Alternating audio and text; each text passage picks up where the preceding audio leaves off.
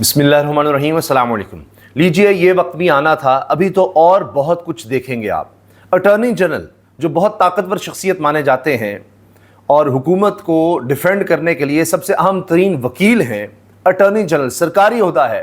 मंसूर अवान साहब सिर्फ ये नहीं कि वो अटॉर्नी जनरल हैं और कानूनी तौर पर बड़ी अहम पोजीशन पर हैं, वो सियासी तौर पर बहुत ज़्यादा अहम पोजीशन पर हैं और कई सियासतदानों से आगे निकल चुके हैं।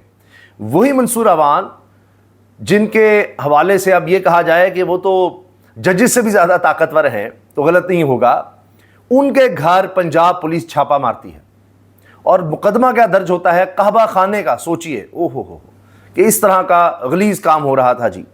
कहबा खाने का मुकदमा दर्ज होता है, पुलिस छापा मारती है, फिर फ़ोन बजते हैं तो पुलिस कहती है ओहो हम तो गलत घर में घुस गए, और फिर एसएचओ समेत 11 पुलिस एहलकारों के खिलाफ मुकदमा दर्ज होता है।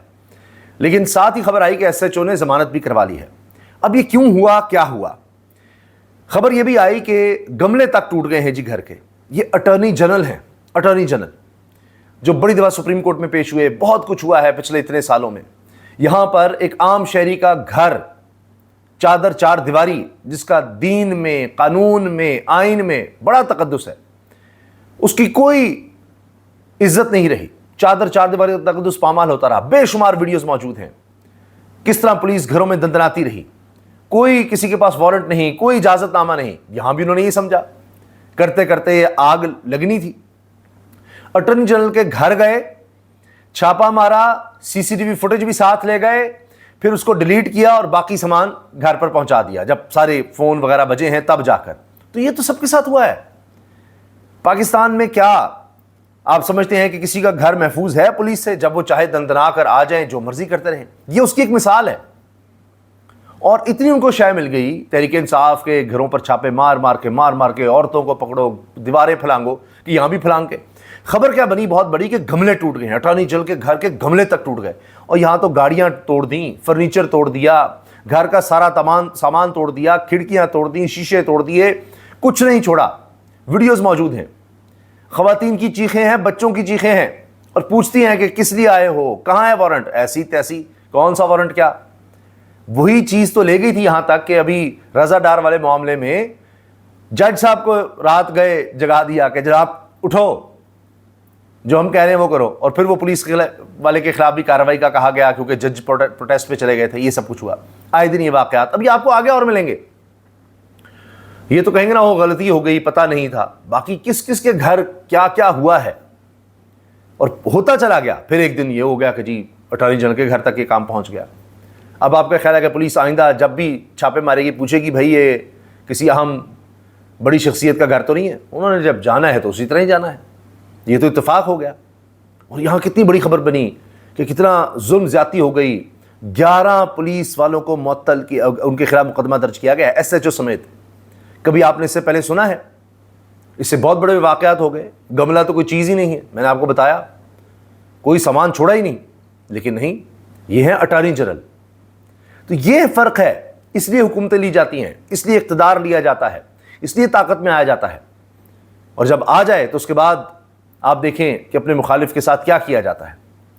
हत्ता कि जो पिछले दौर में भी ज़ेर ताब रहे, अब तो सीनियर सहाफ़ी बेचारे चीख रहे हैं कि हम तो वो हैं जो खान साहब के दौर में ज़ेर हिरासत हुए और उसके बाद नून लीग को तो बहुत प्यार था उन लोगों से, और अब इन्हीं के दौर में, नून लीग के दौर में उनके खिलाफ भी मुकदमे हो रहे हैं। और अब वो चीख रहे हैं कि जी ये तो किसी के सगे नहीं हैं, ये तो इक़्तिदार में आकर गिरबान पर हाथ डालते हैं, फलां करते हैं।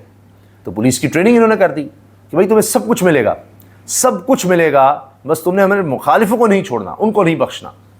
तरक्की का म्यार भी यही है। अभी जितने जजेस लगे हैं वो देख लीजिए ना क्या हुआ है।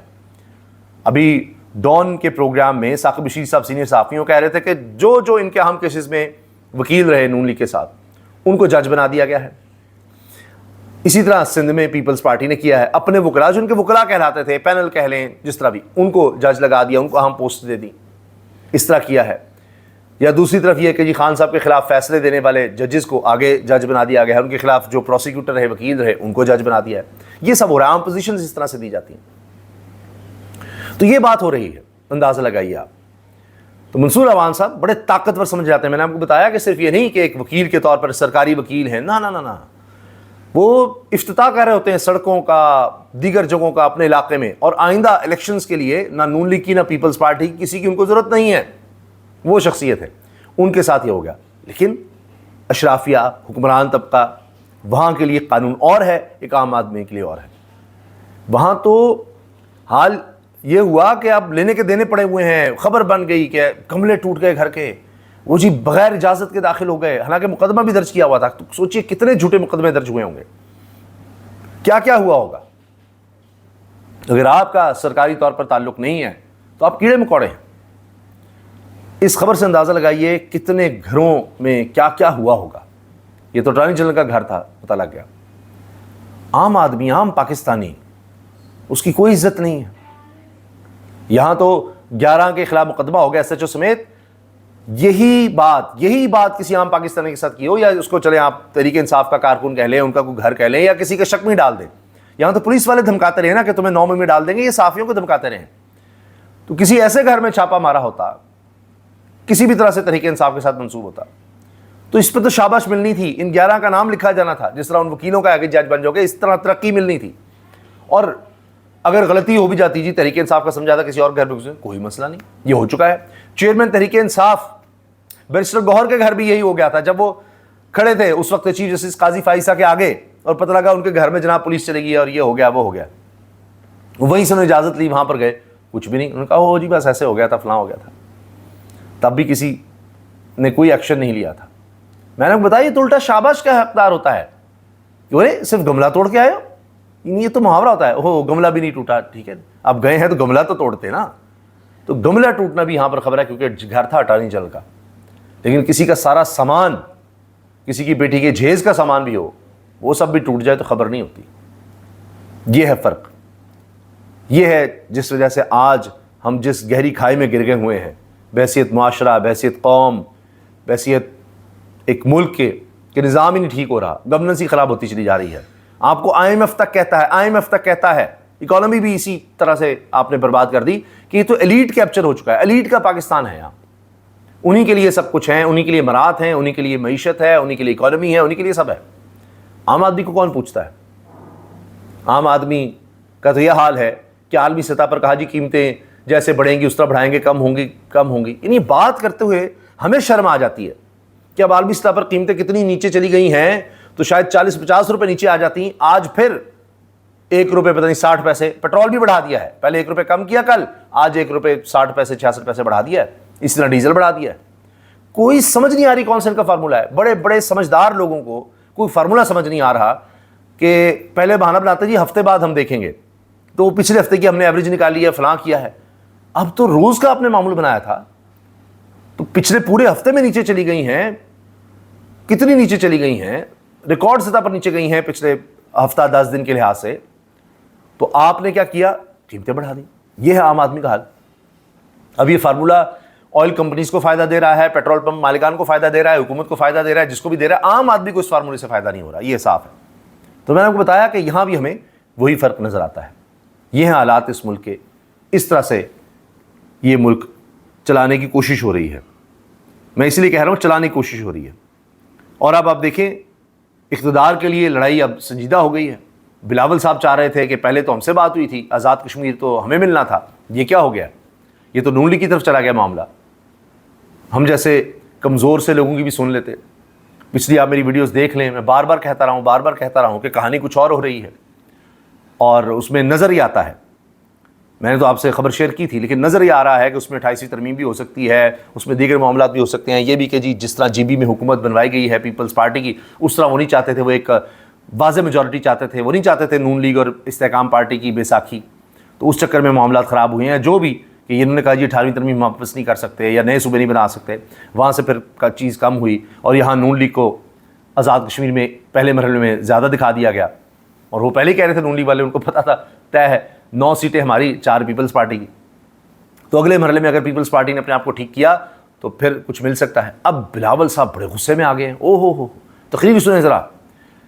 ایسی باتیں کر رہے ہیں وہ کہ کمال ہی ہو گیا ہے. لگتے نہیں وہی بلاول ہیں جو 26ویں ترمیم کے لیے بھاگے پھر رہے تھے، جو کہہ رہے تھے شہباز شریف صاحب ہمارے وزیر اعظم ہیں. پیپلز پارٹی کے وزیر اعظم ہیں شہباز شریف صاحب. اور پھر اکٹھے مریم صاحبہ کے ساتھ جناب کمپینز، ابھی جی بی میں بھی اکٹھے ہیں ہر طرح سے، کہہ رہے ہیں کہ ریاست کو فیصلہ کرنا پڑے گا کہ ان کو قومی مفاد عزیز ہے یا نون لیگ کا مفاد عزیز ہے. یہ اب الیکشنز، ابھی پہلا مرحلہ ہے تو یہ حال ہوا ہے، اور یہ نہیں ہو سکتا. یہ دیکھیں کیا کر دیا گیا ہے، ہوش کے ناخن لیں، فلاں لیں، اس طرح کی باتیں کر رہے ہیں.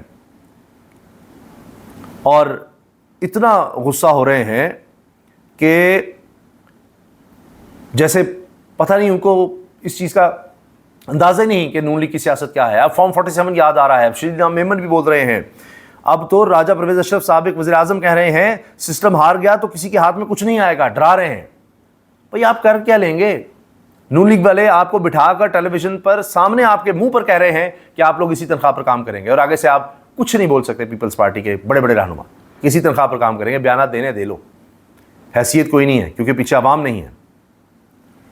اور مریم صاحبہ نے بلاول کو پیغام دیا کہ بلاول بھٹو صاحب کو میں سمجھانا چاہتی ہوں، بتانا چاہتی ہوں کہ الیکشن کا فیصلہ ریاست نہیں کرتی بلکہ الیکشن کا فیصلہ عوام کرتے ہیں. جس طرح فروری میں 2024 میں کیا تھا، جس طرح جی بی میں کیا تھا، جس طرح مریم نواز صاحبہ کے والد صاحب کے لیے عوام نے فیصلہ کیا تھا کہ وہ چوتھی دفعہ وزیر اعظم بن رہے تھے اور پھر وہ نہیں بن پائے. جو کچھ ہوا ہے فارم 47 کا فیصلہ عوام نے کیا تھا. یہ فیصلہ جو کر رہے ہیں پیٹرول کا، یہ بھی عوام کر رہے ہیں. آپ کو لانے والے عوام، بٹھانے والے عوام، آپ سے فیصلہ کرنے والے عوام ہیں.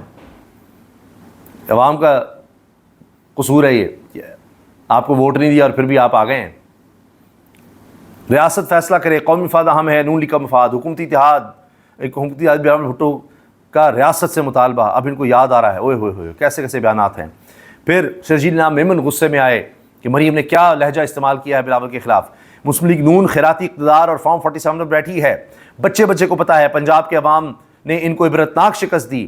نون لیگ کا کوئی بھی لیڈر کامیاب نہیں ہو سکا. نون لیگ فارم 47 کی پیداوار جماعت ہے شرجیل نام میمن، لیکن اسی جماعت کو ہم سپورٹ کریں گے، اسی جماعت کا ساتھ دیں گے، اسی کی حکومت کے ساتھ چلیں گے، اسی کے بجٹ کو ہم سپورٹ کریں گے، اسی کی ووٹ کے ساتھ ہمارے زرداری صاحب صدر بنیں گے، چیئرمین سینٹ یوسف زغلانی بنیں گے، آئینی عہدے ہمارے پاس ہوں گے، انہی کے ذریعے ہمارے گورنر لگیں گے جناب کے پی میں. ویسے فارم 47 یاد آ جاتا ہے. تو یہ سب ہوا ہے. پیپلز پارٹی کا اب یہ تو رونا ہے، لیکن گلگت بلتستان میں اسناد ملک صاحب بڑے سینئر صحافی ہیں، کورٹس کو کور کرتے ہیں، سپریم کورٹ کو. انہوں نے تبھی کہہ دیا تھا کہ رات 9 بجے صرف ایک نشست جیت رہے تھے نون لیگ والے گلگت بلتستان میں، اور پھر وہ 6 نشستیں ہو گئیں ان کی. اسی وقت یہ کھیل شروع ہو گیا تھا کہ ٹھیک ہے پیپلز پارٹی کو تو کیا جا رہا ہے پش، وہ بھی ریاست کا فیصلہ تھا جی بی میں اگر کرنا ہے آپ نے تو، لیکن اکیلے بھی نہیں حکومت بنانے دینی. تو تحریک انصاف کو ووٹ پڑنے تھے، وہ تو ڈلنے نہیں تھے. تو پھر نون لیگ کی ایک ووٹ ہی نہیں پڑے. وہی بات، اسی لیے تو کمزور ہے نون لیگ. ان کو بتایا ہوا ہے 2024 میں آپ کے ساتھ کیا ہوا ہے. آپ نے کہا کہ جی آئیں گے میاں صاحب اور خان صاحب کو آپ نے بس قابو کرنا ہے، نہ ان کی پارٹی ہو، نہ وہ ہو، نہ نشان ہو، یہ سب ہمیں دے دیں، قاضی فائز صاحب ہی ہوگا، سب ہوگا تو ہم الیکشن جیت جائیں گے. برے طریقے سے ہارے. تبھی سے انہوں نے کہا جی میاں صاحب جان دو، آپ کس چیز کی ڈیمانڈ کر رہے ہیں، کیسے آپ کو پرائم منسٹر بنا دیں. آپ کے تو دفتر کی لائٹیں بجھ گئی تھیں اور آپ لوگ چلے گئے تھے، آپ کو بلایا گیا تھا، پھر آپ نے آ کے تقریر کی ہاں جی ہم حکومت دیکھیں گے، بنائیں گے، فلاں ہوا. تو آپ تو کچھ بھی نہیں کر سکے. تو ہم نے آپ کو بٹھایا، آپ کس طرح کوئی ڈیمانڈ کر سکتے ہیں، کس طرح کچھ کر سکتے ہیں. جو دیا جا رہا ہے چپ کر کے بیٹھیں. بہرحال بلاول صاحب اب بہت زیادہ اس وقت پرجوش لگ رہے ہیں، غصے میں لگ رہے ہیں، اور وہ تو یہاں تک باتیں کرنے لگ گئے ہیں. میں حیران تھا کہ اب بلاول کو آپ کوریج نہیں دیں گے، کیونکہ جیو تک دیگر چینل چلا رہے تھے کہ نون لیگ کے مفاد کے نام پر آپ کیا کر رہے ہو، یہ آزاد کشمیر ہے، آزاد کشمیر، اس کو کبھی مقبوضہ کشمیر نہیں بننے دیں گے. یہ اب وہ ناراضگی کا اظہار کر رہے ہیں، بڑے غصے ہو رہے ہیں کہ یہ کیا کر دیا، وہ کیا کر دیا. لیکن اب پچھتائے کیا ہوت جب چڑیاں چگ گئیں کھیت، اب نہیں کچھ ہو سکتا. باقی کشمیر کے حالات پر اب حامد میر صاحب نے بات کیا. آسمہ شیرازی صاحبہ کہہ رہی ہیں کہ راولا کوٹ کی صورتحال پر ایک عجیب خاموشی، سیاسی جماعتیں اور میڈیا منہ چھپا کر شتر مرغ کی طرح کے بند کر یہ بیٹھا ہے. طاقت کا استعمال قطعی طور پر کسی صورت مناسب نہیں. سیاستدان بعد میں لکیر پیٹنے سے بہتر ہے کہ ابھی میدان میں کودیں ورنہ دیر ہو جائے گی. یہ آسمہ شیرازی صاحبہ کہہ رہی ہیں. مگر رانا ثناءاللہ نے واضح کر دیا ہے کہ ایک تو یہ وہ لوگ ہیں جس طرح سے ہم نے پہلے لوگوں کو ٹرین کر کے مجاہدین بنا کر بھیجا تھا، کشمیر میں بھی اسی طرح کے لوگ ہیں. انہوں نے حامد میر صاحب کے شو میں بات کی ہے کہ اسی طرح کے لوگ ہیں جو آج ہمارے خلاف ہو گئے ہیں. ان کو بھی ہم نے ٹرینڈ کیا. پھر بڑا واضح طور پر اب پریس کانفرنس میں وزیر داخلہ وزیر مملکت برائے داخلہ طلال چودھری صاحب اور وزیر اطلاعات و نشریات عطا تارڑ صاحب نے پریس کانفرنس میں کہہ دیا ہے کہ احتجاج نہیں فساد کی طرف جا رہے ہیں. فساد کو جس طرح کچلا جانا چاہیے اسی طرح کچلا جائے گا. پرامن شہری پر تشدد جتھوں کے سیاسی مقاصد کی بھینٹ نہ چڑھیں. وہ کہہ رہے ہیں کہ سنائپرز ہیں، ان میں دیگر لوگ ہیں، تو اب ان کو کچلا جائے گا، یہ فساد ہیں. تو ایسے لگ رہا ہے کہ اب ان کے خلاف بڑا آپریشن ہونے لگا ہے.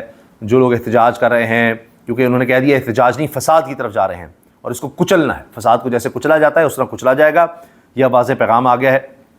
تو آنے والے دنوں میں کچھ اور آپریشن ہو سکتے ہیں، چاہے بلاول اس کے بارے میں جو مرضی کہہ رہے ہوں یا دیگر جماعتیں جو مرضی کہیں. فضل الرحمان صاحب بھی بیان دے رہے تھے جس کو حامد میر صاحب نے اپنے پروگرام میں چلایا ہے اور کہا کہ راولہ کوٹ میں جو ہوا نہیں ہونا چاہیے تھا. کوئی کہہ رہا ہے کہ آج کشمیر کاز دفن ہو گیا، ریاست نے اپنے لوگوں پر گولی چلا کر ظلم کی انتہا کی. کوئی کہہ رہا ہے فائرنگ دونوں طرف سے ہوئی، رینجرز کا ایک جوان بھی شہید ہوا، بہتر ہوگا ایک کمیشن بنایا جائے جو دونوں طرف کے دعووں کی تحقیق کرے. یہ حامد میر صاحب نے پوسٹ بھی لگائی ہے، ٹویٹ بھی کیا ہے. پھر آسمہ شرائزی صاحبہ نے اپنے پروگرام میں کہا، یہ سینئر صحافی ہیں جو یہ باتیں کر رہے ہیں، سیاست اور خاص کر آزاد کشمیر کے حالات اس بات کی غمازی کر رہے ہیں کہ پاکستان کی سیاسی جماعتیں آگے بڑھیں. اگر سیاست کو راستہ نہ ملا تو ریاست کے لیے راستے بند ہو جائیں گے. اس بات کو سمجھنا پڑے گا. لیکن ابھی تک تو یہی نظر آ رہا ہے کہ فیصلہ ہو چکا ہے کہ اب یہ احتجاج کرنے والے حکومت کہہ رہی ہے، پاکستان کی گورنمنٹ کا واضح یہ کہنا ہے کہ جی یہ فسادی ہیں اور ان کے ساتھ اسی طرح نمٹا جائے گا جس طرح فساد کو کچلا جاتا ہے. طلعت حسین صاحب نے اپنے ویلاگ میں کہا ہے، آپ مانے نہ مانے کشمیر میں آپ نے بہت نقصان کر دیا. کسی آزاد ذرائع سے پوچھیں کہ وہاں پر لوگ آپ کے بارے میں کیا جذبات ہیں. آپ نے بہت نقصان کر دیا، اپنی پالیسی بدلیں اور اس نقصان کا ازالہ کریں. لیکن کون سمجھائے گا نون لیگ کو؟ انہی کی حکومت کے لوگ یہ بات کر رہے ہیں اور پیپلز پارٹی کا وزیر اعظم ہے آزاد کشمیر میں. کس سے گلے کر رہے ہیں، کس سے شکے کر رہے ہیں پیپلز پارٹی والے؟ مجھے تو یہ سمجھ نہیں آتی. اپنی حکومت ہے، چھوڑ دیں. پھر وہی بات جو نون لیگ یہاں کہے گی، اندر کھاتے کہ جی ہمارے پاس اختیار ہے لیکن اقتدار میں رہنا ہے. یہ ابھی صورتحال نظر آ رہی ہے. چونکہ وزیر دفاع خواجہ صرف کہہ رہے ہیں کہ جی یہ لوگ تو میری نظر میں تو سب بھارت کے ہیں اور یہ بھارتی سپانسرڈ ہیں اور ان کے ساتھ اسی طرح سے نمٹنا ہے کہ جس طرح یہ بھارت کے ہم لوگوں سے نمٹتے ہیں، یعنی ان کے جو بھی فسادی ہوں اور ان سے. تو ایک سوچ تو یہ نظر آ رہی ہے کہ معاملات کس طرف جا رہے ہیں. یہ اس وقت صورتحال ہے. اور ایک خبر میں مس نہ کر جاؤں، ابھی ایک بڑی خبر آئی کہ ملاقات ہوئی ہے فیلڈ مارشل عاصم منیر سے امریکی ارکان کانگریس کی، یعنی ان کے ممبران پارلیمنٹ کی. اس وقت یہ بڑی سگنیفیکنٹ ہے اور اس میں آئی ایس پی آر کے مطابق وفد میں امریکی ریاست مونٹانا سے رکن رائن کیتھ زنکے اور واشنگٹن سے مائیکل جیمز شامل تھے.